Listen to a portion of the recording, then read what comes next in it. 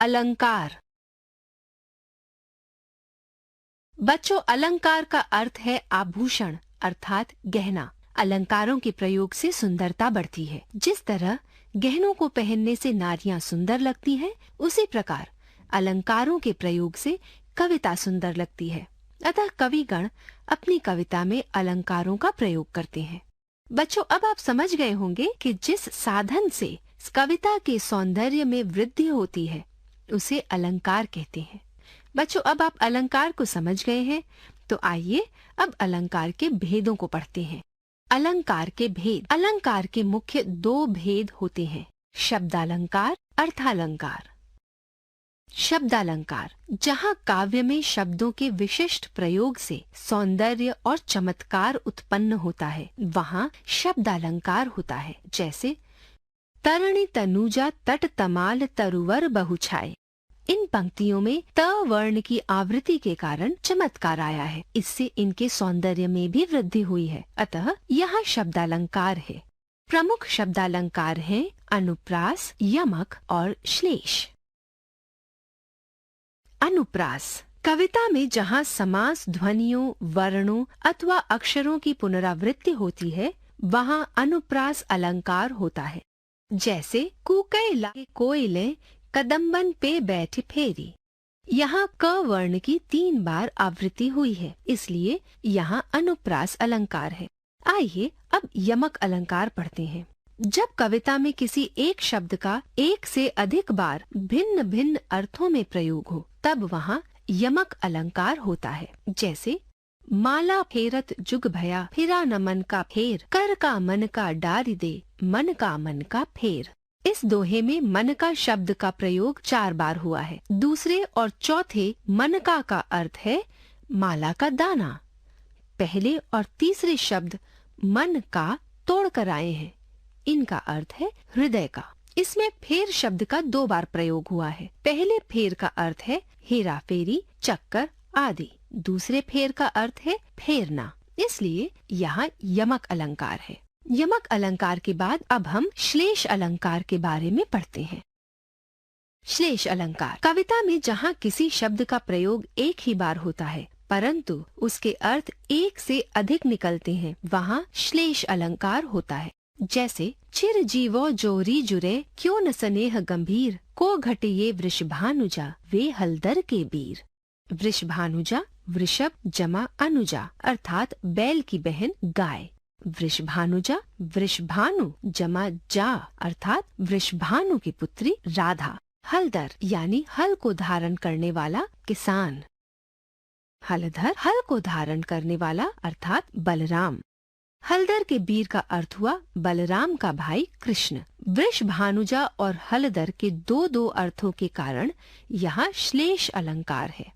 तो बच्चों, अब आपने शब्दालंकार पढ़ लिए। आइए हम अर्थालंकार पढ़ते हैं। अर्थालंकार, जहाँ कविता की पंक्ति में अर्थ के कारण विशेष सौंदर्य या चमत्कार उत्पन्न होता है, वहाँ अर्थालंकार होता है।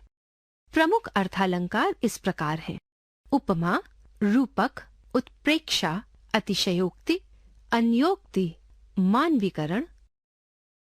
उपमा अलंकार, जहाँ किसी व्यक्ति या वस्तु आदि के स्वभाव, स्थिति, रूप और गुण आदि की तुलना या समानता किसी अन्य व्यक्ति या वस्तु के साथ की जाती है, वहाँ उपमा अलंकार होता है। जैसे मखमल के झूल पड़े हाथी सा टीला। यहाँ टीले और हाथी में समानता बताई गई है, अतः यहाँ उपमा अलंकार है। उपमा अलंकार के बाद आइए अब रूपक अलंकार पढ़ते हैं। रूपक अलंकार, जहाँ गुणों की समानता दर्शाने के लिए दोनों वस्तुओं को अभिन्न मान लिया जाता है, वहाँ रूपक अलंकार होता है। दूसरे शब्दों में उपमेय में उपमान का आरोप कर दिया जाता है। जैसे अंबर पनघट में डुबो रही, तारा घट उषा नागरी।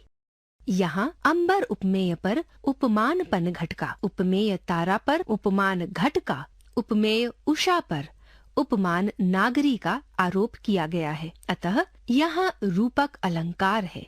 विशेष उपमा अलंकार में सा, सी, सम, तुल्य, सरिस आदि शब्दों का प्रयोग किया जाता है। रूपक अलंकार में इस प्रकार का कोई शब्द नहीं होता, बल्कि कहीं कहीं दो शब्दों के बीच योजक चिन्ह का प्रयोग किया जाता है और विग्रह करने पर रूपी लिखा जाता है। अब आपने रूपक अलंकार पढ़ लिया और उपमा तथा रूपक में अंतर भी समझ लिया। चलिए अब उत्प्रेक्षा अलंकार पढ़ते हैं। उत्प्रेक्षा अलंकार जहाँ उपमेय में उपमान की संभावना प्रकट की जाती है, वहाँ उत्प्रेक्षा अलंकार होता है। इसमें मानो, मनु, मनहु, जानो, जनु, जनहु आदि वाचक शब्दों का प्रयोग होता है। जैसे कहती हुई उत्तरा के नेत्र जल से भर गए, हिमकणों से पूर्ण मानो हो गए पंकज नए। उत्तरा के अश्रुपूर्ण नेत्र उपमेय में हिमकणों या ओस से पूर्ण पंकज उपमान की संभावना के कारण यहाँ उत्प्रेक्षा अलंकार है। यहाँ मानो वाचक शब्द है। उस काल मारे क्रोध के तनु कांपने उनका लगा, मानो हवा के जोर से सोता हुआ सागर जगा। यहाँ तनु उपमेय में सोता हुआ सागर उपमान की संभावना है। उत्प्रेक्षा वाचक मानो वाचक शब्द का प्रयोग भी किया गया है, अतः यहाँ उत्प्रेक्षा अलंकार है। आइए अब अतिशयोक्ति अलंकार पढ़ते हैं। अतिशयोक्ति अलंकार जहाँ किसी व्यक्ति या वस्तु का वर्णन अत्यधिक बढ़ा चढ़ाकर किया जाता है, वहाँ अतिशयोक्ति अलंकार होता है। जैसे आगे नदियाँ पड़ी अपार, घोड़ा कैसे उतरे पार, राणा ने सोचा इस पार, तब तक चेतक था उस पार। इन पंक्तियों में यह वर्णन है कि राणा सोच ही रहे थे कि घोड़े को कैसे नदी पार कराएं। इतनी देर में ही चेतक नदी पार करके उस पार चला गया, जो कि संभव नहीं है। अतः यहाँ अतिशयोक्ति अलंकार है। अगला अलंकार है अन्योक्ति। आइए बच्चों इसे भी पढ़ते हैं। अन्योक्ति अलंकार बच्चों जहाँ किसी अन्य माध्यम से किसी को कोई बात कही जाती है, वहाँ अन्योक्ति अलंकार होता है। जैसे स्वार्थ सुकृत नस्त्रम वृथा, देख बिहंग बिचारे, बाज पराए पानी परी, तू पच्छिनु न मारे। इसमें बाज को कहा गया है कि तू शिकारी के कहने पर अपनी ही जाति के पक्षियों को मार रहा है।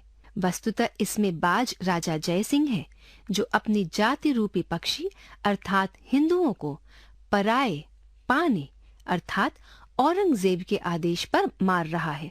इसमें कवि राजा जयसिंह को युद्ध न करने की सलाह देता है।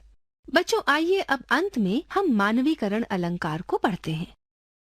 मानवीकरण अलंकार कवि जब प्रकृति और प्राकृतिक उपादानों में तथा जड़ वस्तुओं में मानवीय क्रिया व्यापार का आरोप करते हैं, तब वहाँ मानवीकरण अलंकार होता है।